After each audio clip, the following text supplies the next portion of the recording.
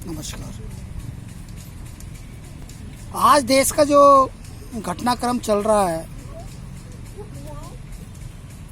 वो शायद सभी को पता है।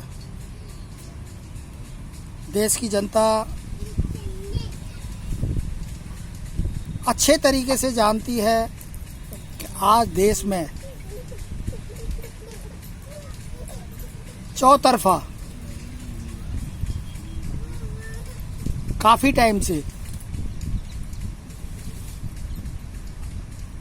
देश की सरकार को, देश को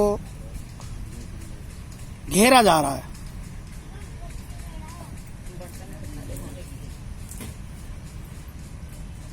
चाहे वो शाहीन बाग हो, चाहे वो नॉर्थ ईस्ट के दंगे हों,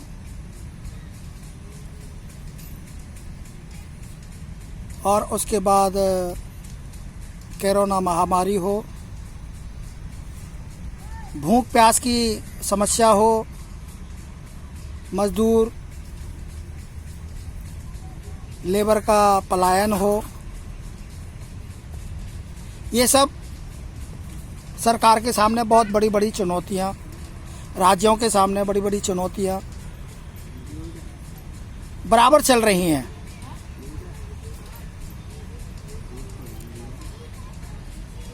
उन्हीं को देखते हुए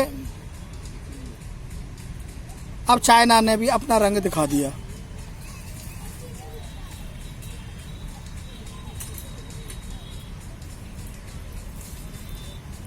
क्या हम किसी को आमंत्रित कर रहे हैं इस सब के लिए?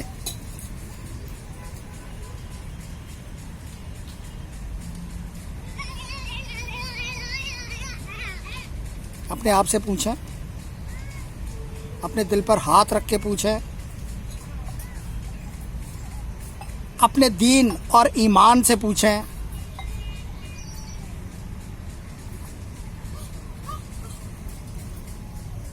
कि हमारे नेता, हमारी सरकारें इन स्थितियों से किस तरीके से निपट रही हैं, किस तरीके से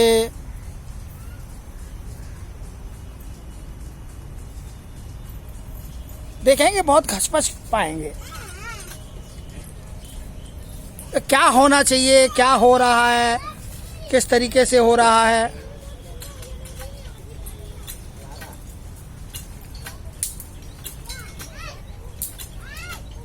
हमने पाकिस्तान के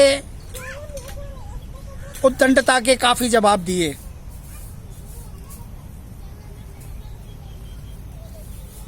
सर्जिकल स्ट्राइकें की। क्या आज हम चीन के खिलाफ कोई सर्जिकल स्ट्राइक कर सकते हैं?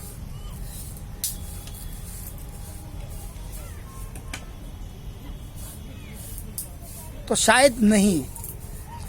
कि हम उसके घर में घुस के जैसे पाकिस्तान को मारा था, बदला लिया था, शायद हम ऐसा कर पाने में सक्षम नहीं हैं। लेकिन हमारे देश की जनता 130 करोड़ बहन भाई जो हैं, वो अगर एक साथ चाइना की सामग्री का इस्तेमाल करना बंद कर दें तो शायद उसके लिए ये बहुत बड़ी सर्जिकल स्ट्राइक होगी। लेकिन यहाँ हम देखेंगे कि सभी राजनीतिक पार्टियों के मत एक नहीं हैं।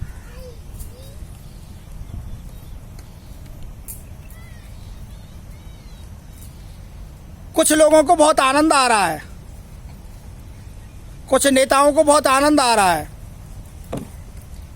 और वो नेता ऐसे हैं कि जब जब हमारे देश पे कोई आफत आती है, जब जब देश पे कोई चिंगारी फूटती है या कोई बम फूटता है या कोई किसी भी तरीके से इस तरीके से होते हैं कार्यक्रम, तो उन लोगों को बहुत आनंद आता है और वो जनता का सरकार के सामने बहुत बड़े बड़े क्वेश्चन बना के, जो क्वेश्चन नहीं होने चाहिए, ऐसे ऐसे क्वेश्चन भी वो सरकार के सामने रखते हैं कि सरकार इसका जवाब दे, सरकार इसका जवाब दे।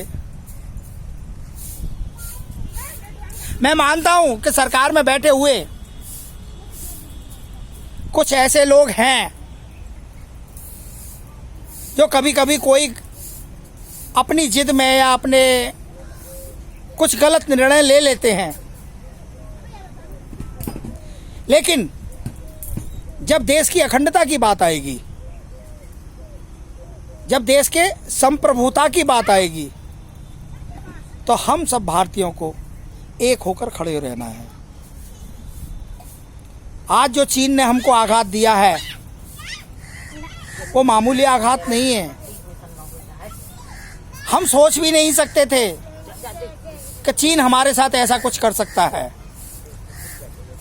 लेकिन वो पड़ोसी देश हमारा जो पाकिस्तान है, उसके उकसावे में आकर उसने ऐसा करके दिखा दिया। उकसावा ऐसा क्यों आया कि हम पीओके में के लिए बात तो बहुत कई बार कर चुके कि पीओके हमारा है, पीओके हम लेंगे, पीओके हम लेंगे। अरे हमें बात नहीं करनी चाहिए, ये चीज़ें हवा बनाते हैं। आपको पता है कि विपक्ष की कुछ राजनीतिक पार्टियां ऐसी हैं कि जो इन चीज़ों को हवा में उठाती हैं और वो दूसरे देशों को संभलने का मौका देती हैं, और ये उसी के तहत ऐसा हुआ है। जो मौका मिला है वो इसी वजह से ऐसा हुआ है कि कुछ समय से हम पीओके को लेकर हम काफ़ी उत्साहित थे, और इतने उत्साहित हो चुके थे कि हम सोचते थे कि कभी भी हमारी भारत सरकार पीओके का कब्जा लेने के लिए कोई सर्जिकल स्ट्राइक या कोई ऐसा कोई काम कर सकती है, बड़ा काम कर सकती है। शायद उसी को रोकने के लिए, उसी से ध्यान भटकाने के लिए यहाँ चीन उतर के आया। इसको हम पाकिस्तान की सह कहेंगे, जो कि हमारे सत्ताधारी नेताओं को, सत्ताधारी सरकार को इसके बारे में सोचना चाहिए, गहन निर्णय लेना चाहिए, और जो चाइना बैंक को परमिशन दी है या चाइना के कॉन्ट्रैक्ट चल रहे हैं उनको सिरे से खारिज कर देना चाहिए।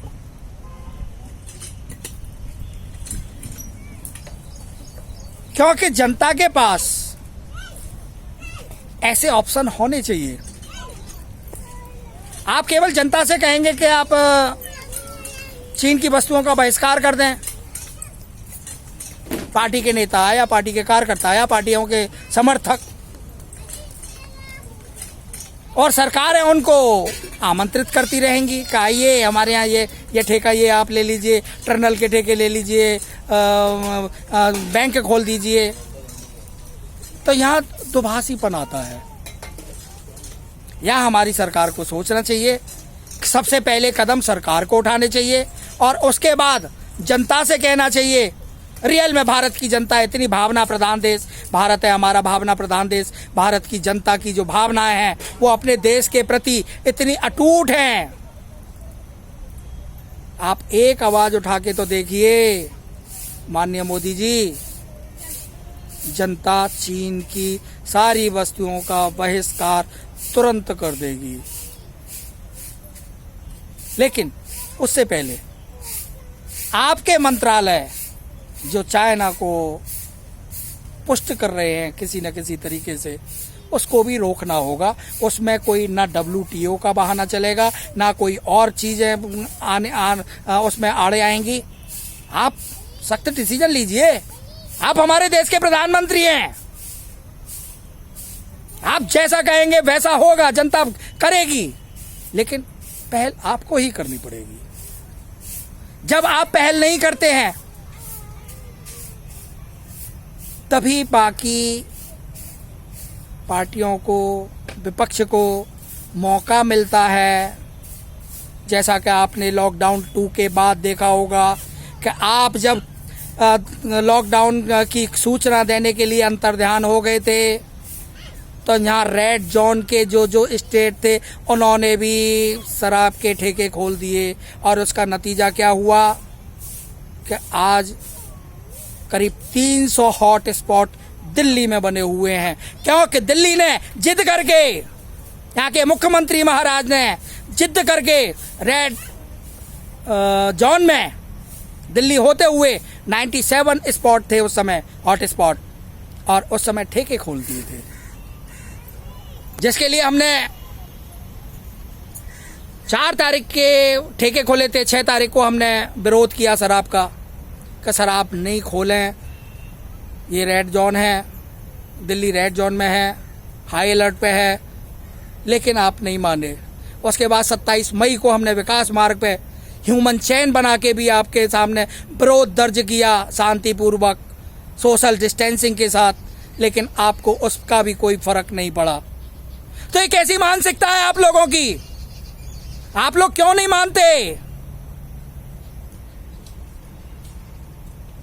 क्या कोरोना महामारी, क्या पलायन, 1,000 किलोमीटर दूर पैदल चलना, ये बहुत छोटी सी चीज थी? ऐसा फिलहाल मेरे जब से भारत देश बना है, पुरातन काल से भी कभी ऐसा नहीं हुआ कि 1,000 किलोमीटर अपने पैरों में छाले डाल के लोग भाग भय और दहशत में अपने अपने घर को भागे हों। तो मेरा मानना है कि आप इस ओर जरूर ध्यान देंगे। माननीय मोदी जी, हम आपके साथ हैं, पूरा देश आपके साथ है, देश की जनता आपके साथ है। आप प्लीज जिस तरीके से कहते हैं कि 130 करोड़ मेरे बहन भाई, उसी तरीके से आपको उनका ख्याल रखना चाहिए। जय हिंद, जय भारत।